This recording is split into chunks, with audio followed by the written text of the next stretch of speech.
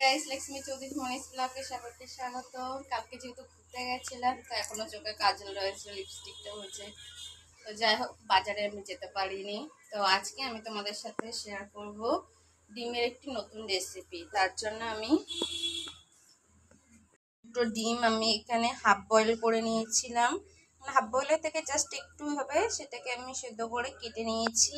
একটা কড়াই আমি গরম করতে অলরেডি আগে থেকে দিয়ে দিয়েছি।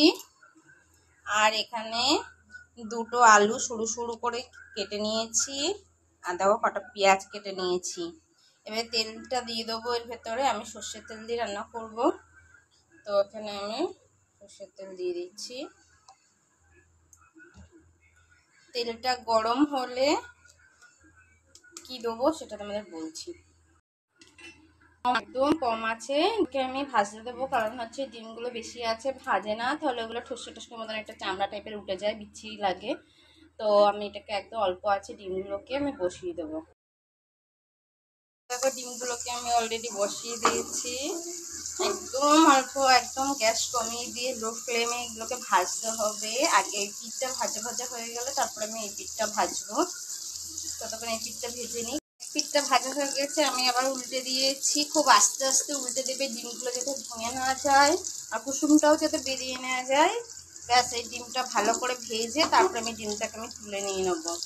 ডিমগুলোকে ভেজে আমি অলরেডি তুলে নিয়েছি। এবার ওই তেলেই আমি দিয়ে দেবো হচ্ছে একটু জিরে, গোটা জিরে। ঠিক আছে, কিন্তু এটা কম আছে রান্না করতে হবে, জিরেগুলো যাতে পুড়ে না যায় সেটা তোমাকে দেখতে হবে। এটা একদম কালো কালো যাতে জিরেটা না হয়ে যায়।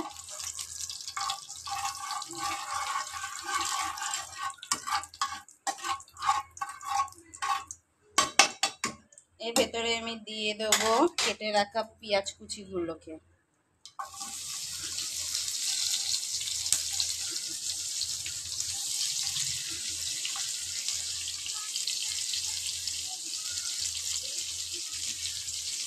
আর এর ভেতরে দিয়ে দেবো কেটে কাঁচা মরিচ। এই যে মরিচ, আমি একটা লাল আর একটা সবুজ দিয়ে দেবো, কাঁচা পাকা। মরিচগুলোকে আমি নিয়েছি, দেখো মাথার দিকটা থেকে এরমভাবে কেটে দেবে। দুটোই আমি কেটে দিয়েছি। এবার এটাকে আমি ভালো করে নাড়বো।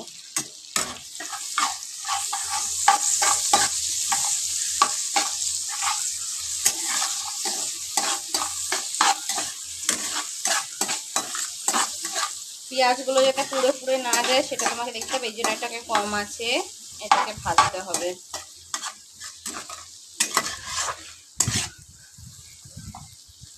মিনিট কিছুক্ষণের জন্য একটু ঢেকে দেবো। ঢেকে দিলে পেঁয়াজগুলো অলরেডি হয়ে যাবে। এবার ঢাকনাটা আমি তুলবো।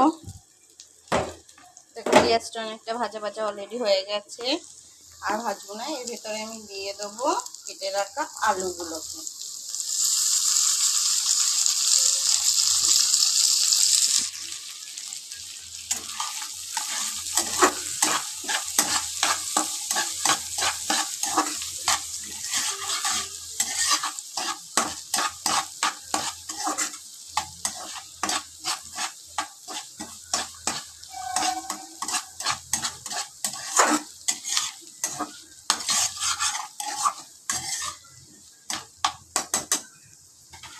আবার এবারে আলুটাকে আমি ঢেকে দেবো এবং ঢাকা দিয়ে দিয়ে আলুগুলোকে সেদ্ধ করতে হবে, যাতে নিচেও না লেগে যায় সেটাও তোমাকে দেখতে হবে। তো এটা একটু ভাজা হোক 5 মিনিট মতন। মশলাটা অলরেডি হয়ে গেছে, এর ভিতরে আমি দিয়ে দেবো পরিমাণ মতন জল।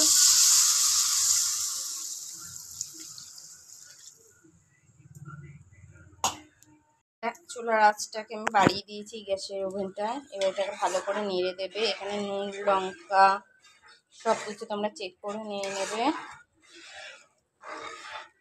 আমি যেহেতু আগের দিয়ে হলুদটা দিয়েছি বলে জন্য আমি আর হলুদ টলুদ দেবো না, আমার সব কিছু ঠিক আছে। এবার জাস্ট এখানে ঢেকে দেবো কিছুক্ষণের জন্য। ঢাকনাটা তুলে দেখবো, আমার রান্নাটা কত দূর ঝোলটা। অনেকটা হয়ে গেছে। এর ভিতরে আমি ধনিয়া কুচি পাতাগুলোকে আমি দিয়ে দিচ্ছি।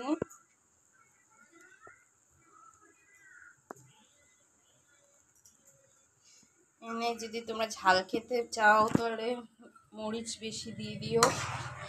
তোমার বাচ্চা আছে এই জন্য আমি বেশি দেবো না।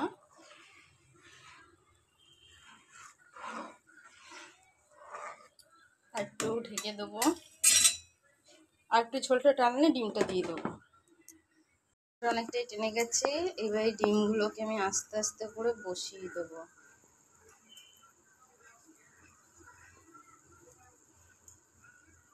আমি বসিয়ে নিই, নাহলে ভেঙে যাবে। ডিমগুলোকে অলরেডি বসিয়ে দিয়েছি, বসিয়ে দিয়ে উল্টো পাল্টা করতে যাবে না, ডিমগুলো ভেঙে যাবে। এরকমভাবে দিয়ে কড়াইয়ের দুই ডান্টি ধরে এরকম করে নাড়ায়, এরকম করে নাড়িয়ে দেবে, হয়ে যাবে। এবারে ঢেকে দাও, কিছুক্ষণের জন্য ঢেকে দিলাম। নামানোর সময় শুধু একটু গরম মশলা দিয়ে দেবো, আর কিছু না। গাইস দেখো আমার রান্নাটা পুরো কমপ্লিট হয়ে গেছে, পুরো দেখতে পাচ্ছ গরম ধরছে। নামানোর আগে বলেছিলাম একটু গরম মশলা দিয়ে দেবে, আমি গরম মশলাটা দিয়ে দিয়েছিলাম। আর ডিমটাকে উল্টো পাল্টা করতে যাবে না, সবসময় দুপাশে এরকম কড়াই ধরে এইভাবে নাড়িয়ে দেবে, তাহলে ডিমগুলো এরকমই থাকবে। আমার চ্যানেলটি ভালো লাগলে প্লিজ সাবস্ক্রাইব করো, আর বাচ্চাদেরকে নিয়ে সবাই ভালো থেকো, গরমে সুস্থ থেকো। এরকম হালকা পাতলা রান্না খাওয়ার চেষ্টা করো। টাটা, বাই বাই, ভালো থেকো।